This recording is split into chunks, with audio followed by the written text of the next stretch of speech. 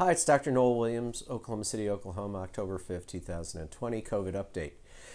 Statistics, about 1,000 cases again today, I think was the report. There was one report that said 1,000, another report that said 655. I can't tell which one's accurate, but we've been averaging about 1,000 a day, so I'm going with that. 1,055 deaths were about 92,000 total cases. Our death rate per million is 267, which is relatively low in the United States. So again, our doctors, providers, and everybody is really being fantastic, doing a great job. Be very supportive of them if you happen to run into any nurses or respiratory techs or anyone working at a hospital, especially a main hospital. I think that's going to be really nice of you to do. The hospitals are pretty full right now. That's not going to change. I think it's going to continue, so we need to do everything we can to avoid hospitalization, because the reality is as the hospital get full, we are not going to have the options President Trump had to get admitted when he looked relatively well. Several people I've taken care of, a lot of people I know of looked as sick or much sicker than President Trump did and didn't get admitted. And now I'm not criticizing him getting admitted because he is the president of the United States and we want our leadership team in the country to recover. However, it is reality that a lot of people who get admitted are much more ill than President Trump was. So he actually really got treated early and at a level of more of an outpatient level in terms of where he would have been in the cycle. And some people said he may have had it for a while, but his relative illness wasn't that great. So he was on zinc, he was on vitamin D, he was on melatonin, he was on aspirin instead of omega-3. The aspirin for him is probably much more important. If you're an obese white male in your 70s, who knows what his cholesterol's been, an aspirin's probably a better choice than the omega-3 because you have to take several omega-3 and the ratchets of that get a little involved. So unless you have a direct provider telling you what to do, the aspirin's fine. Then he got admitted. He got remdesivir right away, which can attenuate the disease a little. But the big thing he got dexamethasone. And the dexamethasone tones things down very rapidly. He got a monoclonal antibody, meaning it's an antibody that's been made that matches against COVID. And that's not commonly used. It's not FDA approved, but again, the president can get stuff that we can't get. And we will never know if he was on Plaquenil, but I bet he was on Plaquenil because he got prescribed Plaquenil before by Dr. Conley. I bet he got prescribed Plaquenil again by Dr. Conley. And so ultimately, he got great care early, and so he got out of the hospital pretty quickly. Most people stay 5 days. He stayed 3, I think 3 or 4. But again, he's the president, so he's going to do what he's going to do. So that's the summary of his event. We'll have to see how he does over the next few days, but I wouldn't anticipate him getting worse at this point since he's oxygenating without supplemental oxygen and seems to be pretty spry and doesn't look like he's sick. So that's very reassuring. So where do we go from here? Well, we're going to have an increase in cases now, 40,000 in the country. The World Health Organization thinks about 10% of the population has it in the world. That may be a little high, but probably at least 5% does. We need to get to 70% for herd immunity. 30% of us probably have some kind of cross immunity to coronavirus. So that's all probably good news that we're starting to make a little progress with the number of cases relatively.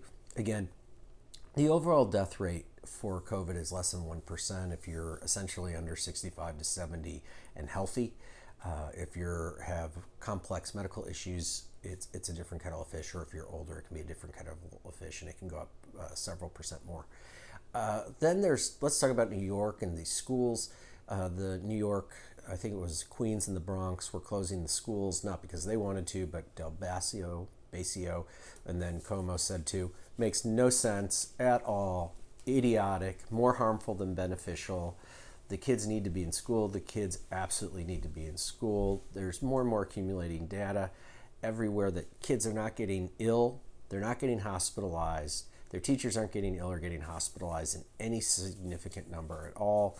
So closing the schools doesn't make sense. It's harmful to the kids, period. Now, that's not, again, that doesn't mean I'm endorsing everyone getting together for football games, everyone clustering for homecoming without masks or anything like that. But I think the core thing of going to school, having a little socialization, talking to your friends, and doing that stuff in a organized fashion to lower this in a way that can limit spread makes perfect sense and is great for the kids.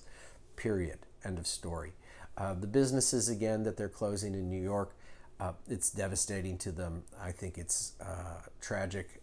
Again, I think if everyone's wearing masks and you're socially distancing, it's very reasonable to keep the businesses open.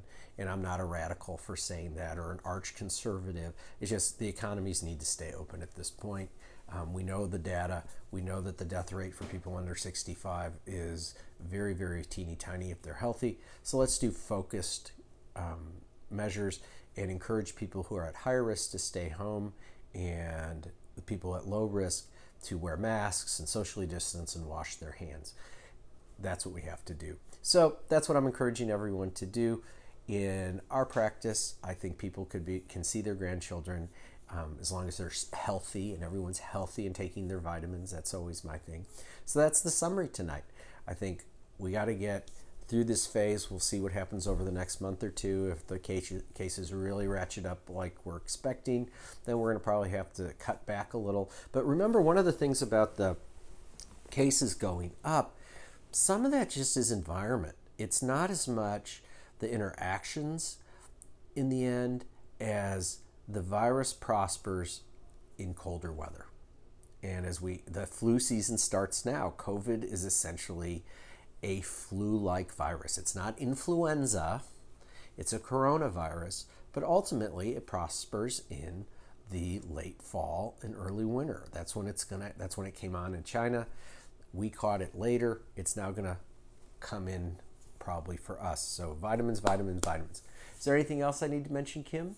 You had that one question, and it's the one that I remember, from somebody that had tested positive and then felt like they were completely better, but they wanted to know then, do they need to stay on the vitamin regimen?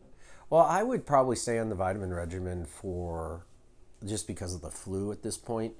But again, if you've been doing the zinc for a while, take the weekends off. You always take the vitamin D every day. You take the multivitamin every day. I would have you take the melatonin most days or every day, and I'd have you take the fish oil every day. If you've been on the zinc, though, one of the things that's happened with zinc is we've kind of adjusted a little bit on the dosing, is we're starting to see data on where the levels are. And as you're getting above the 50th percentile in your zinc level, which is roughly around 70, or 73, something like that. If you're around there somewhere between 65 and above, you really have a pretty tuned in immune system. And that's what we're learning. We didn't have that data till the last few weeks. So that's new data. So that's why, no, we can cut back a little bit on the zinc and just take the weekends off on the zinc. And if you've been on it for 2 months, and then you still do the pulse though, you do 30 milligrams 4 or 5 times over 5 or 6 hours, you do 50 milligrams 4 times over 5 to 6 hours, depending on your size. But either one works, okay? Especially if you're bigger, though, do the 200 milligrams. And so if you're over 150 to 160 pounds, I'd always do the 200 if you can. But again, there's some tolerability issues. So if you can only tolerate 100, hey, do 100 if you pulse.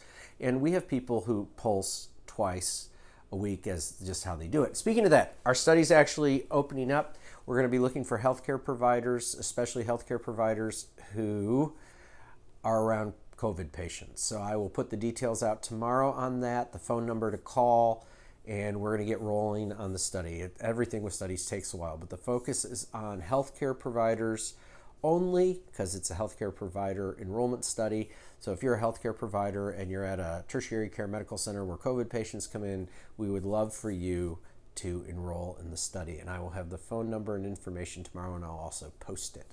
So we're very excited to finally get it going. I'll also give information on the donations if anyone wants to donate to the study. We've been waiting on that because we wanted to make sure the study was going to lift off before we started getting checks from people, and I think we're at that point to lift off. So good news there, and we'll get this zinc study done and see what happens over the next 3 months.